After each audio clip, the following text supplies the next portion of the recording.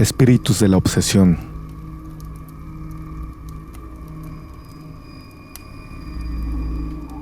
El término obsesión lo emplea la psicopatología para indicar una alteración mental, caracterizada por pensamientos insistentes que dominan y atormentan a una persona, que no puede desechar o librarse de ellos, aun cuando sabe que no tienen fundamento. En el espiritismo, el término adquiere mayor profundidad, puesto que abarca toda la sintomatología y extiende la causa hasta los agentes espirituales que la provocan.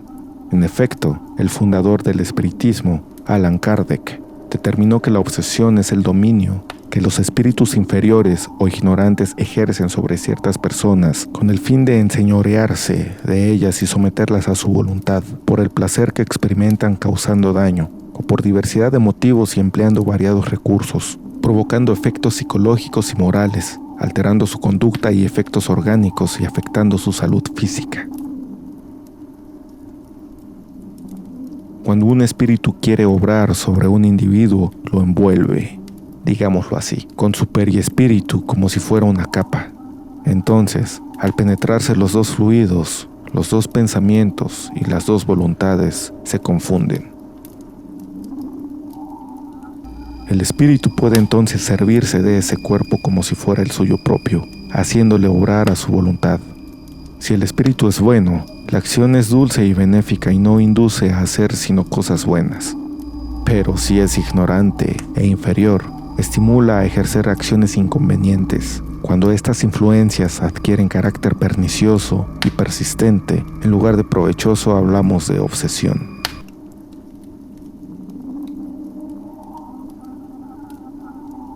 Los espíritus que producen las obsesiones son de esa escasa evolución moral. Actúan perversamente o como burlones, engañando y manipulando a sus víctimas. La obsesión es un hecho natural y no sobrenatural, relacionado con la patología física y espiritual, cuyas raíces y mecanismos se hallan en la inferioridad moral de la mayoría de los seres que pueblan nuestra humanidad. Los espíritus buenos no hacen experimentar ninguna contrariedad, aconsejan, combaten las influencias de los inferiores y si no se les escucha se retiran. En cambio, los inferiores se unen a aquellos sobre los cuales pueden hacer presa. Si llegan a tomar imperio sobre alguno, se identifican con su propio espíritu y le conducen como a un verdadero niño. La obsesión es una relación bilateral. De una parte, alguien que debe y de la otra, alguien que se cree con el derecho de cobrar. La imperfección moral es el sustrato general en el que se desarrollan los procesos obsesivos. Por lo tanto, en toda obsesión se divide la responsabilidad entre el agresor y el agredido. La víctima facilita psicológica y fluídicamente la penetración del obsesor en su campo mental. Hay obsesores que actúan sin una razón determinada por el placer de molestar o dañar. Pero la mayoría de las veces existen causas concretas y específicas. Por ejemplo, las venganzas. El origen del conflicto puede estar en la existencia actual o en vidas anteriores, y el motivo está relacionado con la cobranza de un mal perpetrado por la víctima de hoy contra el obsesor de ahora, quien a su vez fue la víctima de ayer. También puede ser por conductas desordenadas. Los vicios, el descontrol sexual, el desequilibrio o mal uso de las facultades mediúmnicas son, entre otras, las actuaciones que atraen a entidades inferiores, deseosas de dominar a las personas, y encuentran en estas acciones brechas psíquicas para imantarse o pegarse a sus víctimas hasta colocarlas bajo su dominio. También tenemos los pensamientos morbosos. El pensamiento es una vibración que tiene sus repercusiones. Puede afectar a personas, animales o plantas, así como producir alteraciones en los objetos físicos. Cada pensamiento es una onda psíquica que sintoniza con quienes se encuentran en la misma frecuencia vibratoria, por lo que atraemos o rechazamos a los seres encarnados o desencarnados según la calidad de los pensamientos que emitimos.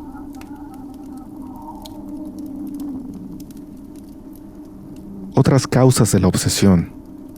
Espíritus desencarnados aferrados con quienes mantuvieron relaciones afectivas. estados de abatimiento o de depresión que facilitan la penetración psíquica del obsesor, prácticas indiscriminadas de evocación de espíritus, conductas supersticiosas, estados místicos o fanáticos, espíritus sin intención de perjudicar pero que sienten placer de acercarse a alguien, a quien transmiten sin saberlo los síntomas de la enfermedad que los llevaron a la muerte. La forma más frecuente de la obsesión es la provocada por un espíritu desencarnado hacia un ser encarnado. Puede dividirse en, inciso A, obsesión simple, a la cual estamos expuestos todos los seres humanos como consecuencia de conductas desordenadas, malos pensamientos, acciones dañinas contra otros o estados emocionales negativos. Inciso B, fascinación. El espíritu obsesor ilusiona los sentidos de la víctima, le engaña, busca su cooperación, va anulando su autocrítica con elogios desmedidos. Busca apartarle de quienes pueden hacerle ver sus errores y le lleva a actuar del modo que él desea. Inciso C. Subyugación. Es el caso más extremo, en el cual el obsesor controla por completo mental y corporalmente a la víctima, hasta provocarle perturbaciones patológicas y llevarla a la locura. Esto en ámbito religioso se le denomina posesión.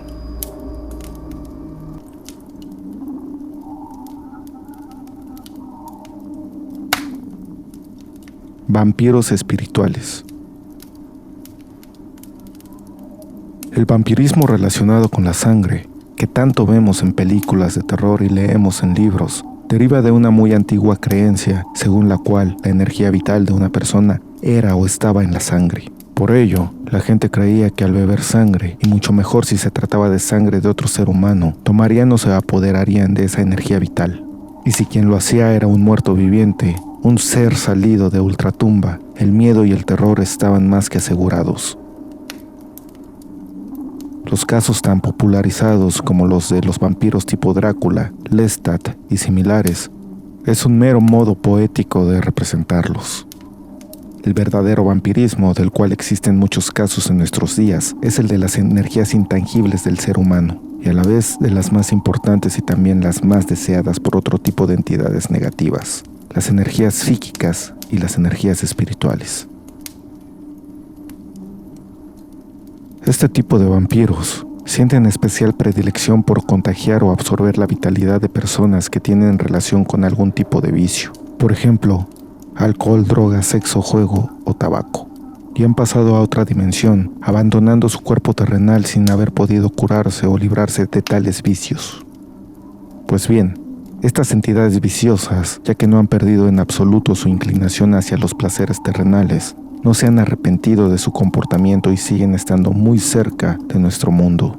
Y cuando una de tales entidades logra acercarse a una persona viva en la que detecta un campo energético propicio a tener también inclinaciones viciosas, o se encuentra cerca de ella por cualquier circunstancia, se apresura a adosarse, pegarse a ella, en especial a sus hombros o espaldas, consiguiendo de esta forma chupar y absorber parte de la esencia de lo consumido por dicha persona, y logrando así seguir manteniendo sus vicios que tuviera en su vida terrenal.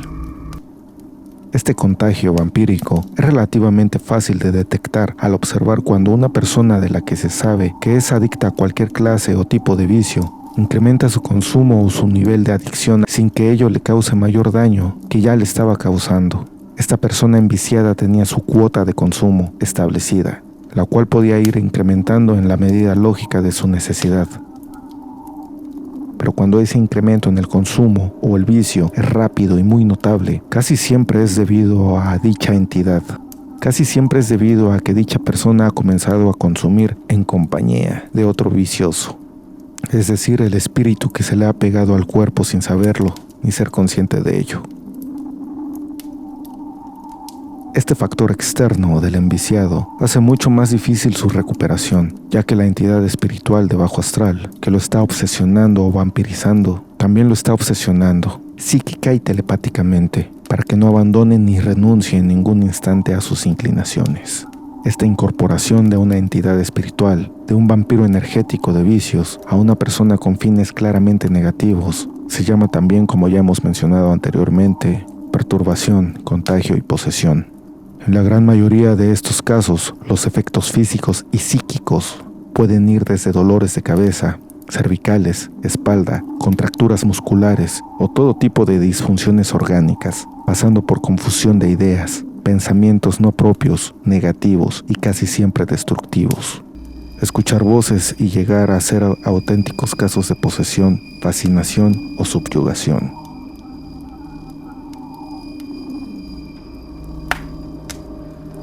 Cuidado, porque el mal viene de noche.